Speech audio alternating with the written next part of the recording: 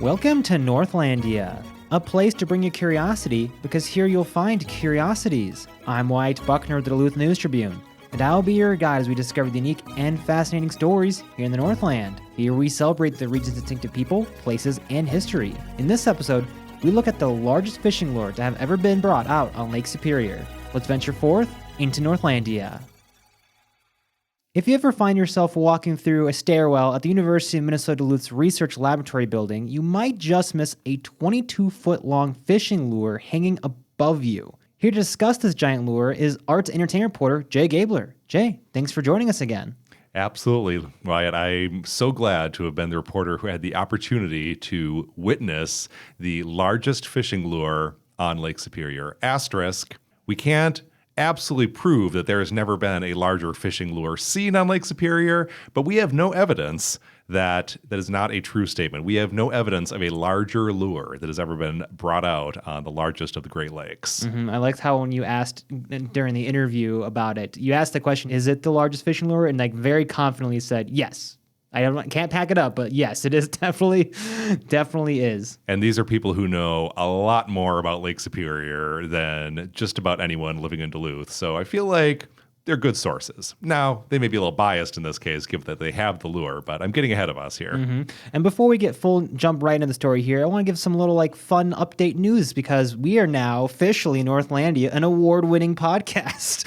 As we recently just took first place at the Better Newspaper Contest with the Minnesota Newspaper Association for our episode on good old Tom's Burned Down Cafe, episode 64, if you want to check that out. Of all the episodes to win an award, I'm kind of glad that one was the one. We knew that one was going to be a good catch, to use a metaphor relating to this week's topic. But yeah, I mean, Tom, fascinating guy, fascinating business. And I do appreciate, an award. It's nice to have recognition. There are a lot of other great journalists out there in Minnesota doing a lot of great work in multimedia. So it's an honor, but it's nice to have someone appreciate that we really are bringing different lenses to bear on a topic when we have a podcast and a video and photographs and a written story.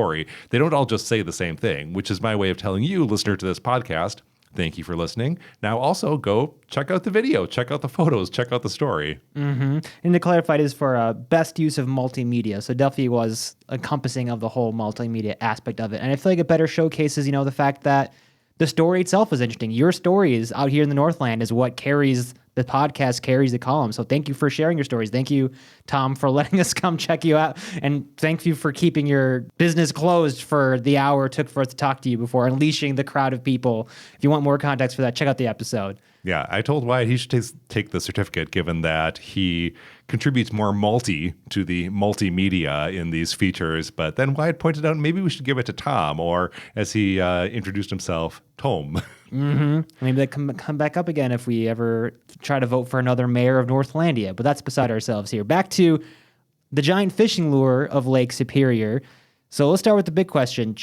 I know I kind of said the 22 feet long, but just how big are we talking here? We are talking a 14-foot lure and an 8-foot hook. So this is a daredevil lure. So you fisher people will know what this is. It was new to me. I could not have looked at a lure and said, oh, it's this type of lure. Daredevil. So it's a classic daredevil, meaning it's one of the spoon type lures, like a little spoon shaped piece of metal with red and white stripes. And then it has a hook at the end with 3 different prongs extending out in the 3 different directions. So ultimately, I did the math. If you consider the size of the lure you would use to capture your average lake trout, and then you extrapolated, okay, so if you had a hook the size of this actual hook and lure hanging at UMD, what size of fish would you be fishing for by extension?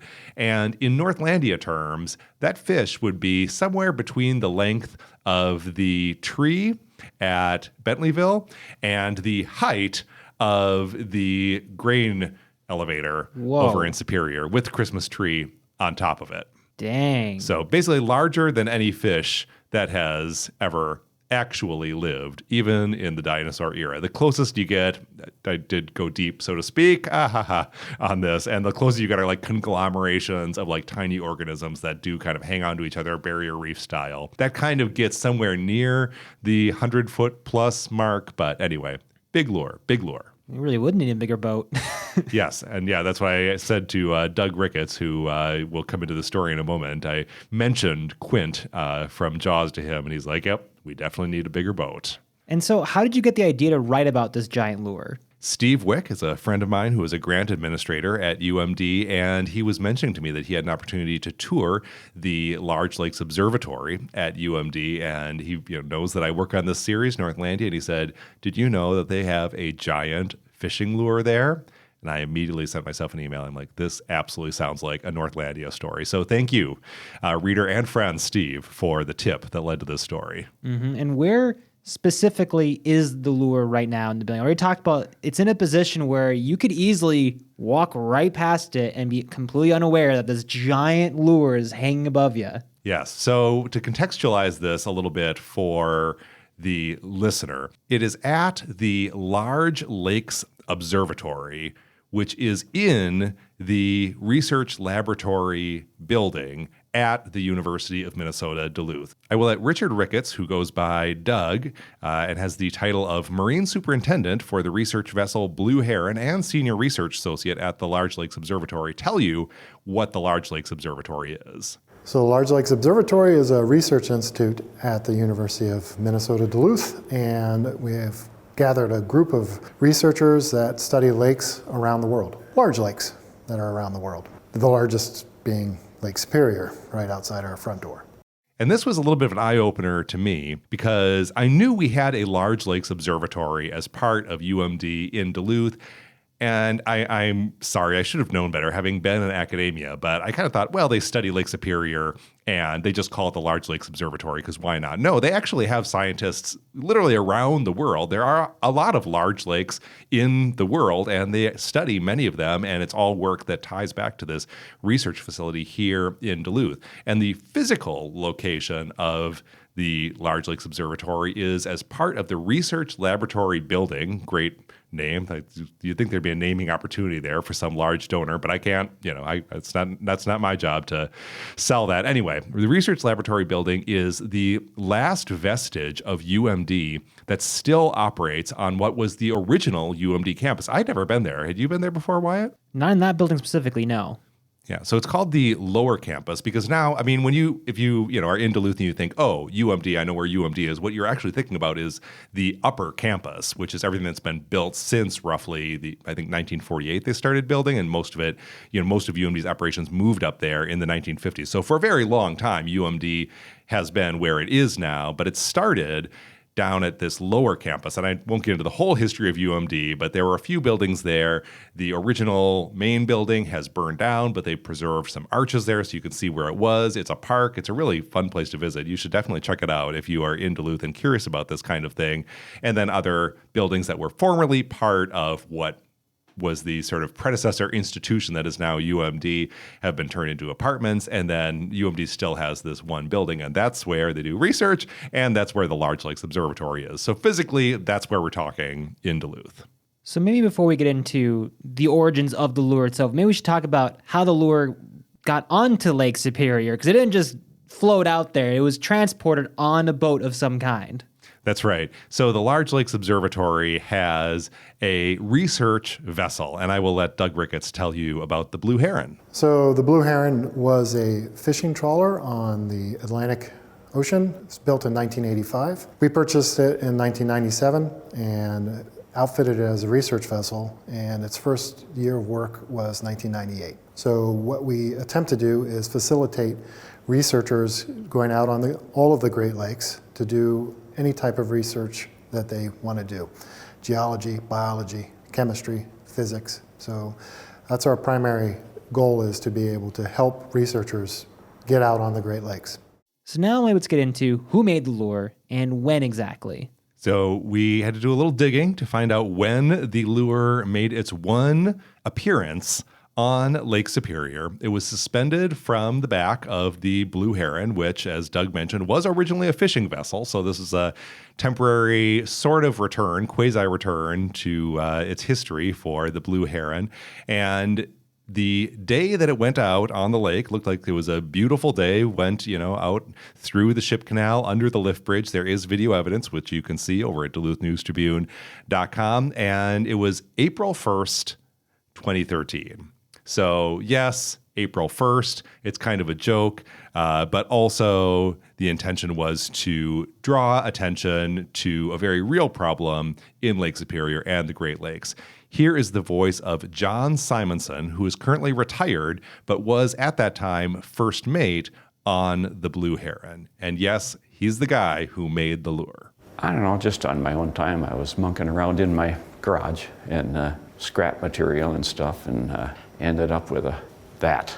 I don't know, it went over well. Everybody kind of got excited about it, so we hung it on the A-frame, and I thought, well, the idea was the LLO, Large Lake Observatory, I mean, they're here to kind of look after the Great Lakes and freshwater lakes and things that are going right in the lakes and things that are going wrong. And we have invasive species, and I thought, well, there's a theme, So we decided that something that looked, whimsical, but maybe had a story to it. So I thought, well, if we are going to make a big lure, what would most people more likely recognize? And I thought that the Daredevil, the Hedden Daredevil, was probably the one fishing lure that would be more recognizable by more people than anything else. So that's why we chose that.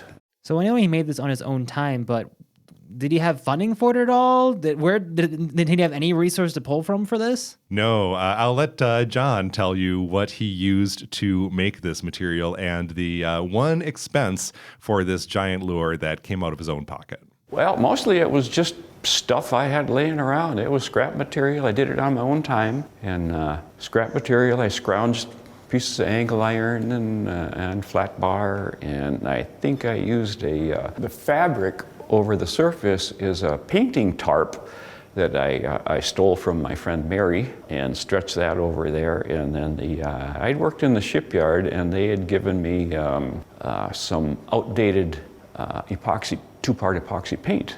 And I used that to give it kind of the structure a little bit, to stiffen up the fabric. And then we matched up. I think the only thing it cost me was I went into Marine General, and I bought a real Daredevil. I think it was like $6 or something. And I thought I'll use that as the pattern. And then I tried to get the shape right. And the color was important. People would recognize the color. Well, we have to acknowledge it sounds like quite the endeavor to make something of this scale without any real direct support. Yes, absolutely. And it sounds like John Simonson is a guy who can make just about anything. I mean, this lure looks pretty good for something that someone just threw together based on materials he had in his garage. It is a pretty, I don't know if I would say photo accurate, but a closer replica of the actual lure than you might expect for something, again, made in someone's garage, kind of on a whim. There's a reason that it has been preserved, because you wouldn't want to throw something like this away when, who knows, you could get newspaper coverage a dozen years later. Yeah. Yeah, it sounds like John Simonson can make just about anything. And has he made other notable things? Yes, in fact, I asked Doug Ricketts what else has John made. And, most of the things that he made were not quite so whimsical, but actually very practical. Here's Doug Ricketts. It's almost impossible to go through the boat and not think of things that he's done. So, it's very utilitarian, right? So Johnny made the second bathroom that we have. He helped outfit the dry lab that we have down in the basement, which is a large open space that we have in the basement, in the lower level of the ship. The helping with making it so we can access the vessel with the doors on the side. So just the things that you need to have a skill set of being able to not be afraid of dealing with steel and wanting to manufacture things. I mean, if there's anything you're going to thank someone for building on your vessel, I'm thinking it's got to be a second bathroom. Everywhere could use a second bathroom. There are people who have John Simonson to thank, even if they don't know him by name. They have very much appreciated his handiwork. And so, getting back to the lure, what did people make of the lure when it was first displayed? It made less of, here we go, I'm sorry I just can't stop with the turns of speech today, Wyatt, but it made less of a splash than you might think. I did find an account in the News Tribune the next day. It was written up under the column. That's a column used to be in the News Tribune for like what? Kind of like, it seems like kind of a lower key version of Northlandia, like little quirky things. Baby Northlandia. Baby Northlandia. we'll call it that. So it made the column, which just sort of mentioned the facts as we've outlined them, built by first mate John Simonson. He only spent money on the original lure to use as a model, the length of the lure, and then it went out on April Fool's Day to raise awareness about invasive species. So that was the only mention of it that made it into the newspaper, but apparently there were some TV stations out there as well. Here's what John Simonson remembers. We went out and we kind of hugged the South Pier. I think the news media was there, and they asked us if we could kind of stay close to the Duluth Pier. They wanted to see they wanted to see it from the South Pier, so that the Duluth hillside was in the background. Yeah, I feel like if that went out nowadays, we'd probably be sending the drone out and stuff. Trying to catch it on the water. I think. I don't know. It'd be interesting to catch. Wouldn't you think? Was there that much more to pay attention to in Duluth in 2013 than there is today? That you're not going to devote your audiovisual resources to this giant fishing lure. But then again, I could see, given, the practical personalities of the people involved, that they were not going to try to make this a big media splash. Maybe they were low key about it. Mm-hmm. Well, I know news stations are always a little weary on April Fool's Day. They want to be tricked. Don't want to be tricked. But that'd be a fun one to get tricked with. Yeah. Well, maybe the lure will go back out someday. Just because it's only been out on Lake Superior once doesn't mean it couldn't very well get brought out again. Now, it would take a little bit of work, I'm sure, to get it down from its current perch at UMD, where imagine it has to be extremely well secured, because if it were to fall, it would fall on someone's head, and would not want that. So I'm sure they have really locked it down up there, but it could come down again. Anyway, there is video evidence, which you can see over at DuluthNewsTribune.com in the video that Wyatt edited together. Mm-hmm. And my always favorite question at the end of the episode is, why do you think this fits in the Northlandia? I have a different answer than I usually do to this question, and the answer is just, it is a big novelty item, and these are not unique to the Northland. Obviously, these happen everywhere. If you read Atlas Obscura, if you read the weird fill in the name of the state book, something that they always pay attention to are large novelty items. I love a large novelty item. They have plenty of them over in the Dakotas, elsewhere in the U.S., and of course, we have our own versions of the large novelty items here in the Northland. What other large novelty items have we covered for Northlandia?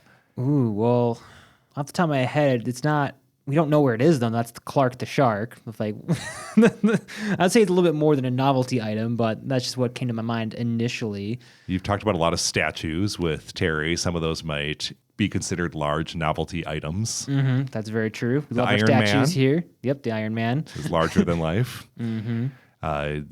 What was the statue? I mean, we covered the moose in Biwabik, or Biwabik, as I maybe should be pronouncing it. So you could call that, that moose is more like life size. Anyway, so this probably, in terms of like large novelty item, is the largest ratio of size of the sculpture to size of the actual item it depicts. Maybe anywhere in the Northland. There may be no novelty sculpture that blows up the size of the thing it is representing more than this giant lure at UMD. And I don't think that this giant lure has made Atlas Obscura or Weird Minnesota or Roadside America, despite the fact that it's at UMD. You can walk in and look at it if you want to. I hope that anyone editing these compilations of large novelty items in regions of the country are aware now that there is a giant fishing lure, perhaps the largest fishing lure ever displayed on Lake Superior, just hanging at a public research university in Duluth, Minnesota. So there's my answer. I think anything that is a large novelty item has to go in any compilation of weird, unusual, quirky things in any region of the country. And, well, of course, here we are on the largest freshwater lake in the world, asterisk, by surface area. We're going to have a giant fishing lure. Mm-hmm. And it also makes it stand out from those other novelty items that we talked about in this podcast. This one's probably been moved around more in terms of it got to go out on Lake Superior and see the world a little bit.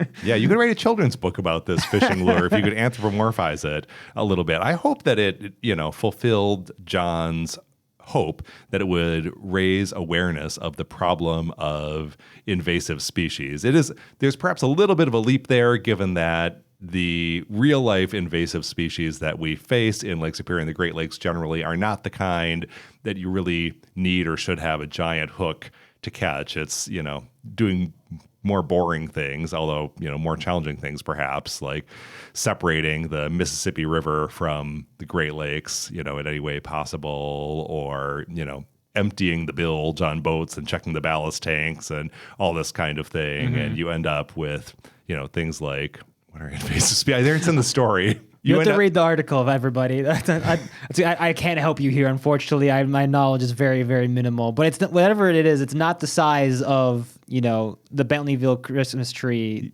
Yeah. And bigger, Zebra mussels, eels, algae. Mm-hmm. Yeah, much, much smaller, less interesting. I do love that, technically speaking, smelt are an invasive species, and those you can go out and catch and are encouraged to. There's a reason you can just they let you take as many as you can catch because they don't really technically belong here, but we embrace them so much because of course we do. Thanks, Jay. I think we'll wrap it up right there. I'm excited for our next story. We actually know what it is this time. It's coming up in a couple episodes now. We're a little bit out of rotation, just a little bit. So in 2 episodes from now, you'll have another story. And this one involved Wyatt and me taking a road trip. I don't know if it was absolutely the furthest north that we have gone, but it was certainly the closest to the Canadian border that we have come for a Northlandia story. I'm certain that is the furthest north we've ever gone. I think any more north than that, and you're in another country. Well, there you go, folks. Northlandia, the most north Northlandia. I like having that distinction. All right. Thank you, Jay. Thanks, Wyatt. And thank you for joining us in this venture into Northlandia. To read that article for this week's column, see photos by Jed Carlson and video produced by myself, visit DuluthNewsTribune.com/topics/Northlandia. If you enjoy this podcast and would like to support us, consider becoming a subscriber to Duluth News Tribune at DuluthNewsTribune.com/subscribe. Join us again next time and discover the extraordinary stories that you just might miss around the right place at the right time, ready to step off the beaten path with no rush to return, here in Northlandia.